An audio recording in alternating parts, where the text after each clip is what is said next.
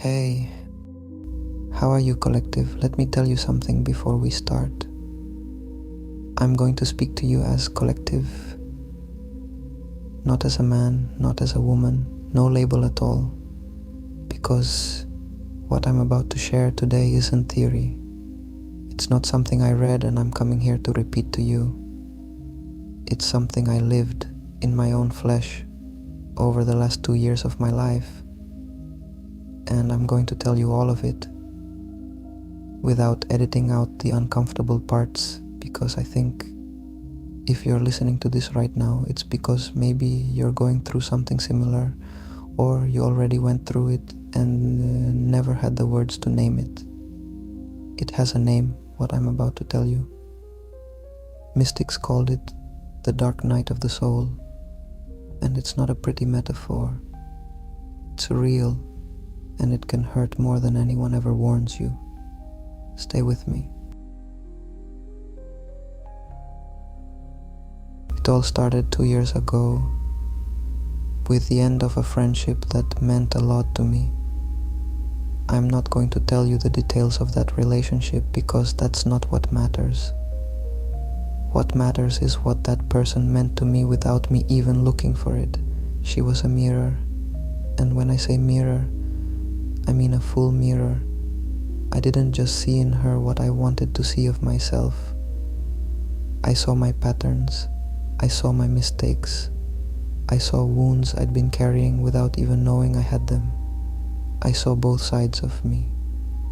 What I didn't like about myself, yes, but also the good parts, the ones I didn't always recognize in myself either.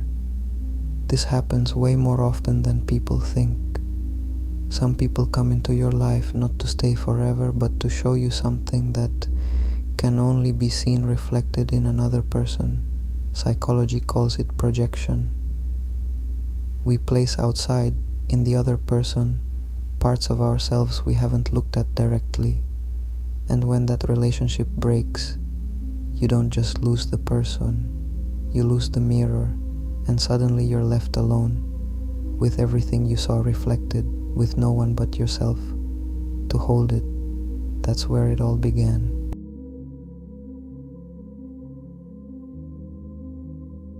After the breakup came something I wasn't expecting, and it was much deeper than just sadness over a relationship ending. I started feeling like nothing filled me up anymore.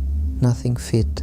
Everything that used to give me meaning suddenly felt empty, and it wasn't just a passing feeling. It was like everything had quietly arranged itself to lead me to one single place, being completely alone with myself. That's where what I call my hermit mode began, and I want to be honest with you about what that meant, because sometimes this gets romanticized a lot. The spiritual retreat, the meeting yourself thing, it sounds pretty on social media, but what I lived were very hard, dark nights. Deep introspection, yes, but also real pain. My world was falling apart piece by piece, and the world at that point was me. There was no outside to escape to.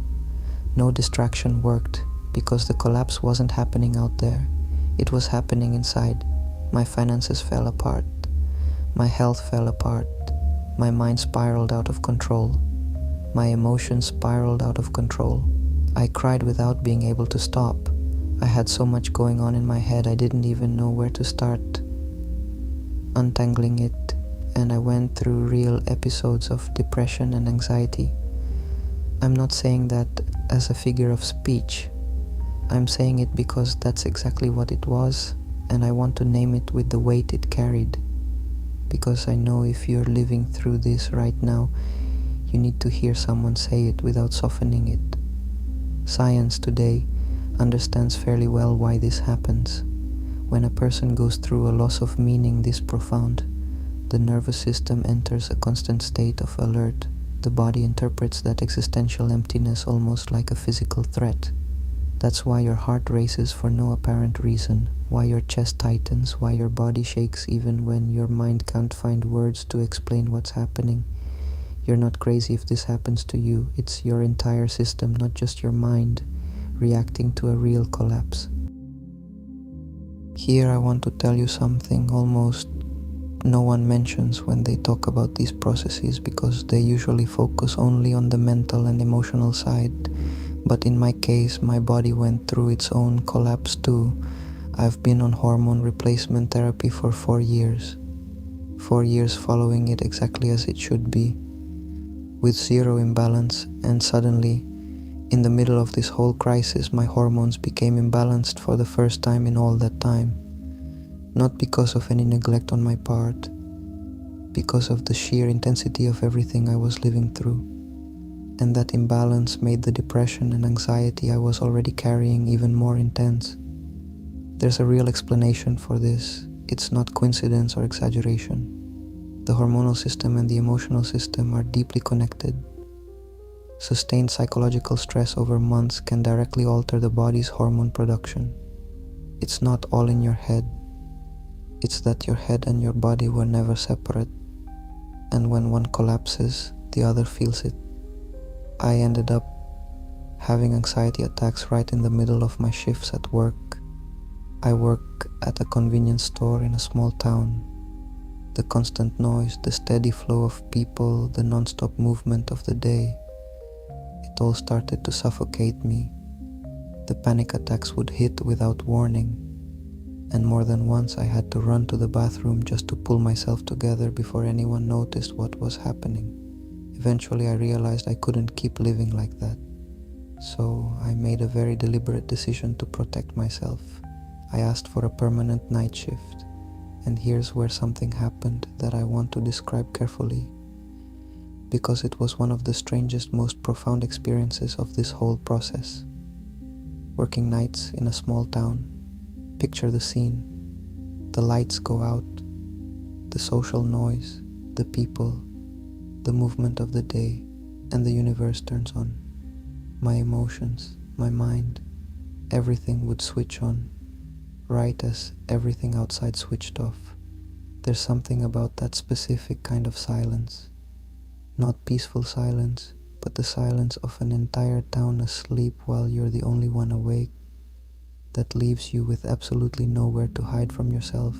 During the day, there's noise to distract you, conversations, errands, people moving around you, but at 3 in the morning, behind a counter, in a town where nothing is happening, there's just you, and whatever you've been avoiding all day finally catches up.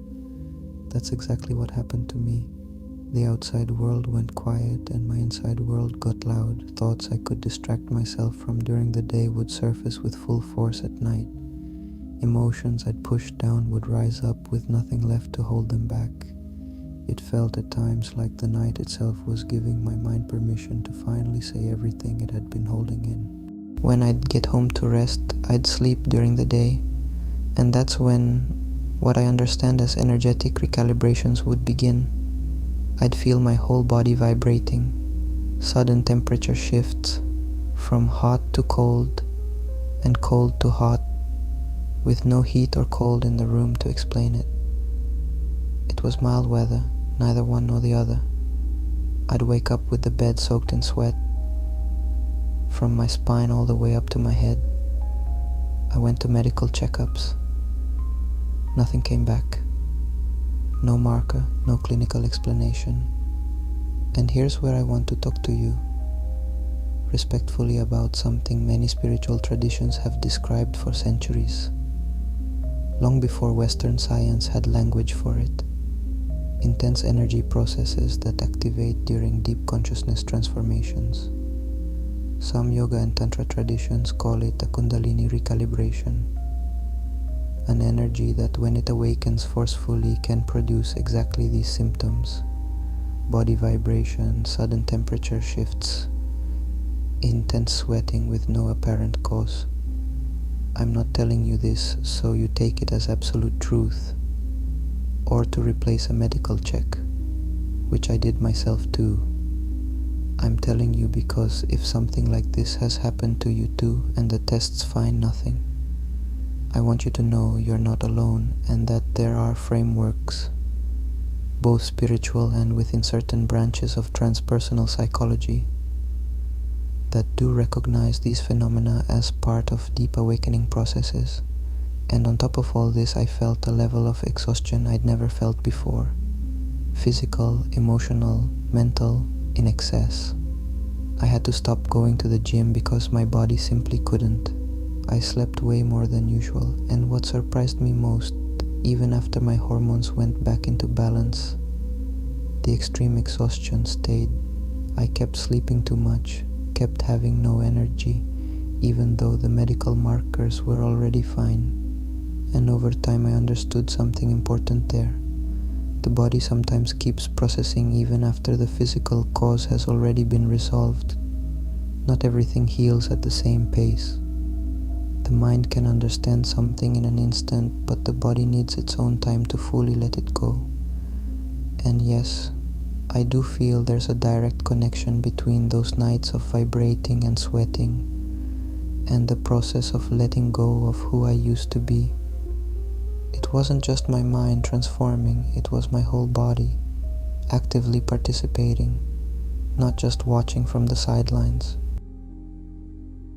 If all of this was already a lot, the overwhelmed mind, the imbalanced body, there was something that multiplied the loneliness in a way I wasn't expecting. People close to me, friends, family, they didn't understand this process.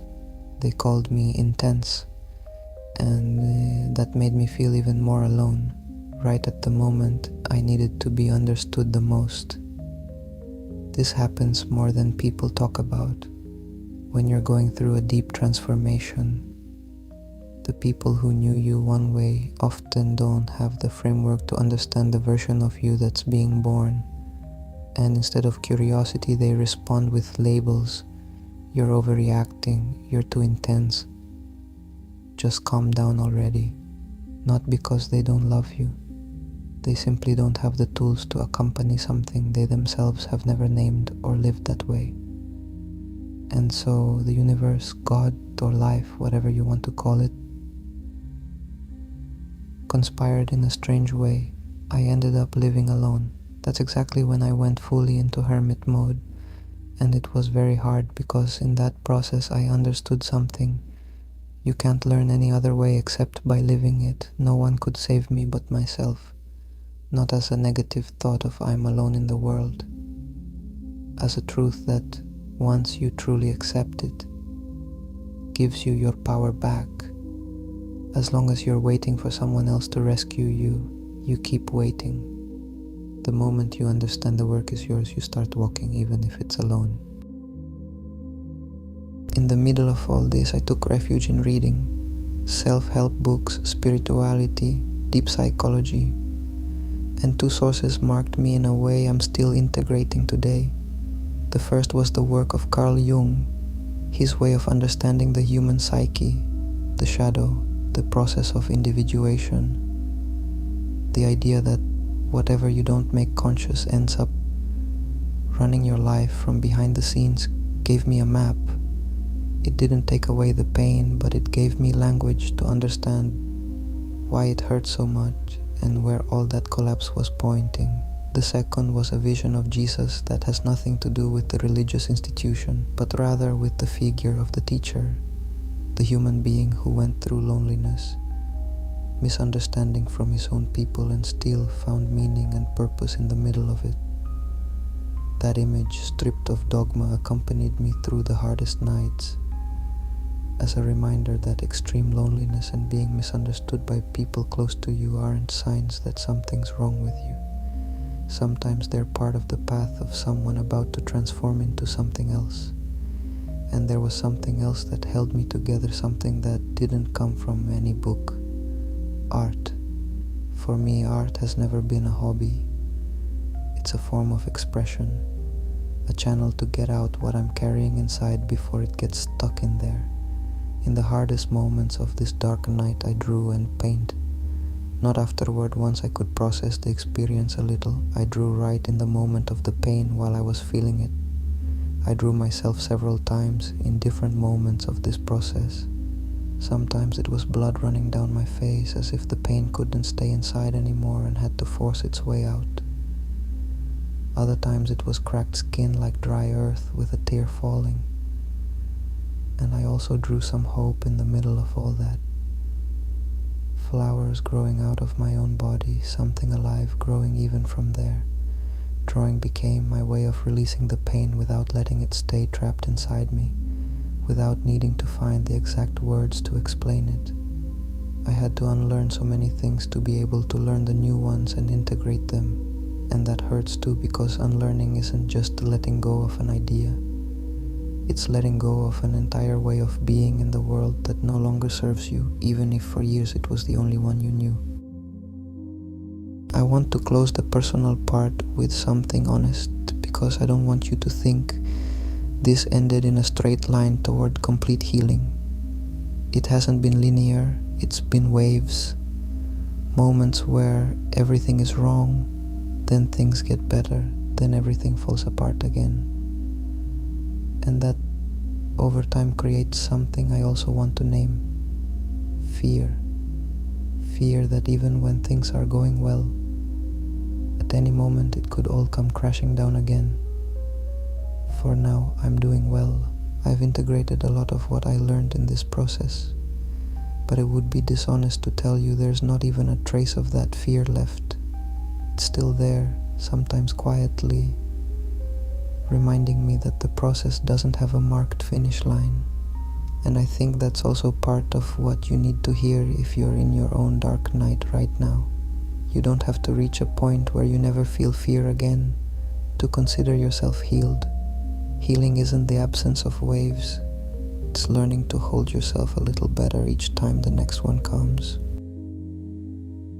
If you listen this far, collective, and any of this sounds like what you're living, the emptiness that nothing fills anymore, the body that also goes out of balance without any test explaining why, the people close to you who don't understand and make you feel even more alone, the exhaustion that won't go away, even though you should be fine by now. I want you to know something. You're not overreacting. You're not crazy. And you're not alone, even if it feels exactly like that. The dark night of the soul isn't a punishment, it's a process as real as any physical process of transformation. Only nobody teaches you to recognize it while you're living it.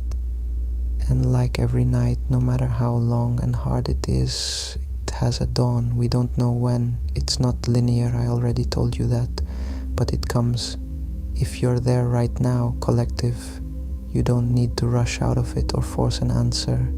You just need, for now, to keep breathing, keep going one day at a time, and know that on the other side of this, even if you can't see it yet, there's someone like me who already crossed it and who's telling you it's possible. My name is John Alvidrez. Thanks for listening.